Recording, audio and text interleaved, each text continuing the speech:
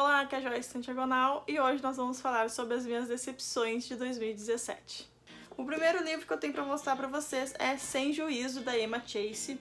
Isso aqui é uma autora muito elogiada pela série Atraído, que eu acredito que seja esse o título que ela lançou anteriormente a este.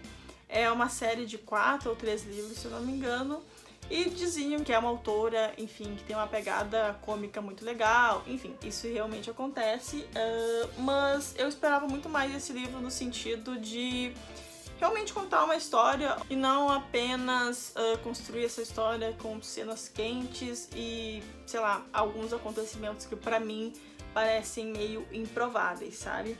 Aqui a gente vai acompanhar a história de 2 adolescentes, né, que acabaram se envolvendo e acabaram tendo um filho. Então os planos da garota principalmente ficaram de lado, porque agora ela teria uma gestação. E o cara, né, ele foi viver a vida dele. Na verdade ele teve o incentivo da namorada de não, vai pra outra cidade, vai estudar, a gente precisa pensar no nosso filho. E isso acontece.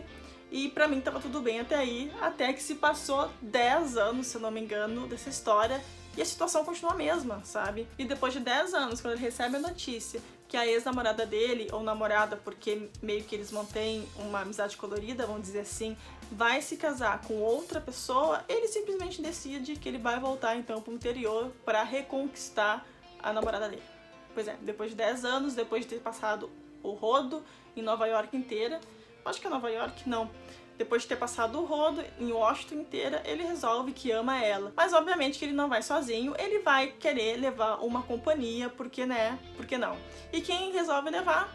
A amante dele, exatamente. A amante assistente dele, porque ele é advogado, ele resolve levar então pra casa da família dele e pra casa da ex-namorada dele, pra casa da filha dele, a amante.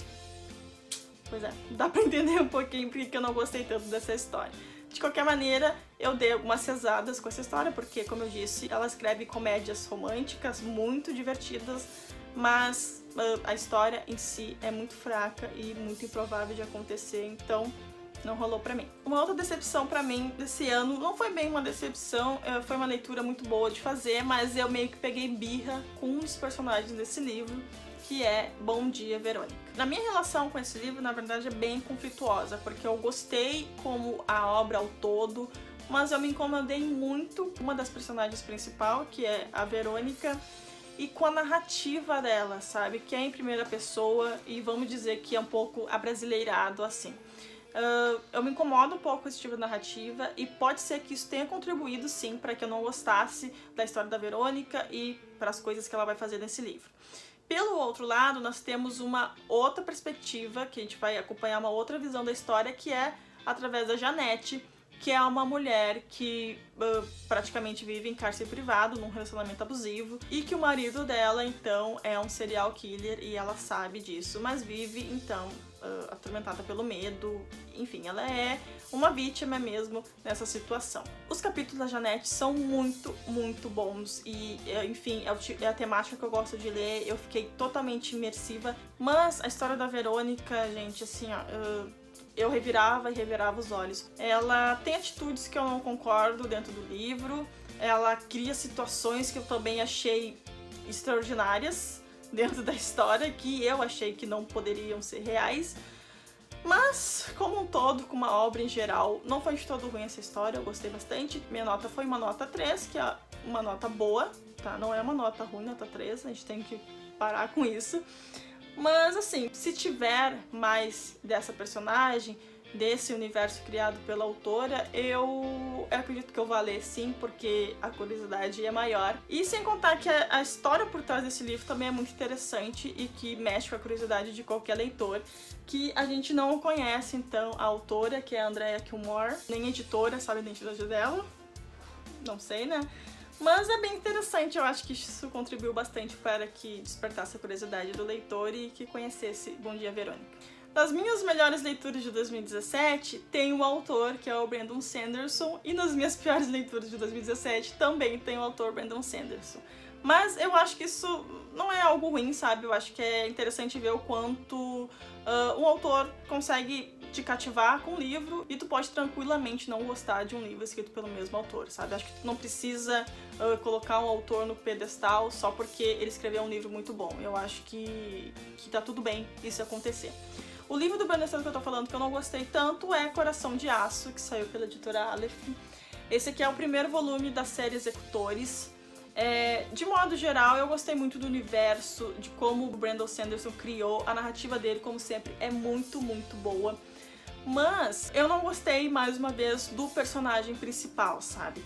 Aqui é um adolescente, tá?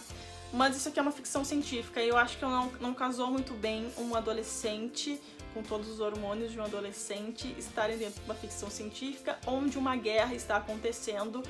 E eu acho que não fica muito legal ele ter alguns pensamentos sobre ai, como será que ela tá me olhando agora? Será que ela me acha atraente? Ai, sabe, gente, não dá. Sempre que eu tenho que indicar um romance de época pra alguém, eu sempre indico a série As Modistas pra todo mundo, porque é uma série, enfim, que vai abordar um outro lado dos romances de época, onde as protagonistas vão ser da burguesia, que são trabalhadoras. Até que eu cheguei no terceiro volume da série e eu me decepcionei bastante.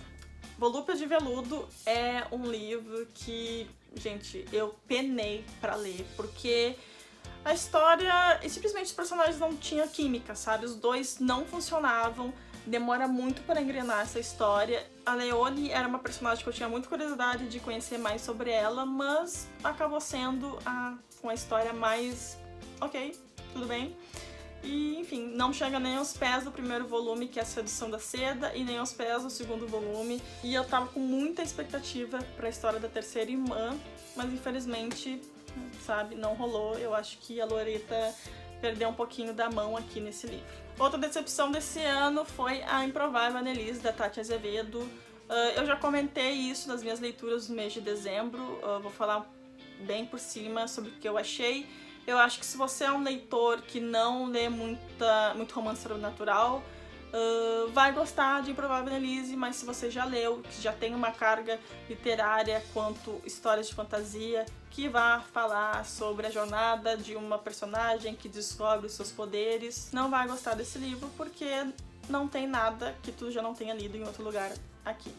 Apesar de ela ter tido uma ideia muito legal, a autora infelizmente não explora esse mundo que é de Antera, que poderia ser sensacional. Se a gente tem uma explicação sobre esse mundo e sobre esses seres que são extraterrestres, ela resume isso em 2 páginas. Isso é muito pouco para uma história que foi vendida como uma ficção científica brasileira. Então, pode ser que eu tenha me decepcionado por ter criado expectativas muito altas e, enfim, não gostei. Infelizmente tá aqui nas minhas decepções do ano. E o último livro que eu vou mostrar pra vocês, infelizmente, é 13, da F. Amélie Pepper. Esse é outro livro que eu fui com muita sede ao pote e acabei me decepcionando, mas talvez isso seja culpa um pouquinho da capa e a forma como esse livro foi vendido como uma fantasia, quando na verdade ele é new adult, que vai abordar assuntos entre a relação de 2 personagens que receberam a ajuda sobrenatural de um ser aí, que a gente não tem também muitas explicações sobre de onde esse ser vem. O toque fantástico também não é muito explorado.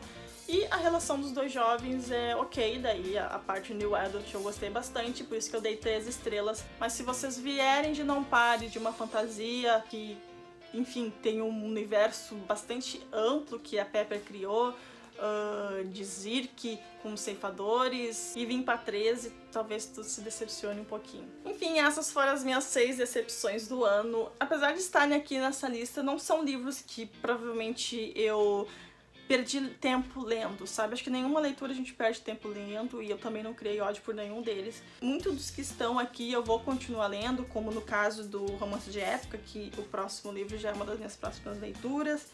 A série Executores eu vou continuar acompanhando, inclusive já foi lançado o próximo, que é a Tormenta de Fogo. E também gosto muito da Pepper, então ela vai continuar lançando livros, eu vou continuar lendo e vou continuar amando a autora. Então é isso, só Eu acho que faz parte, então, da nossa vida de leitor, ainda mais blogueiros e booktubers que acabam lendo uma quantidade grande de livros que tenham decepções ao longo do ano, isso é super normal.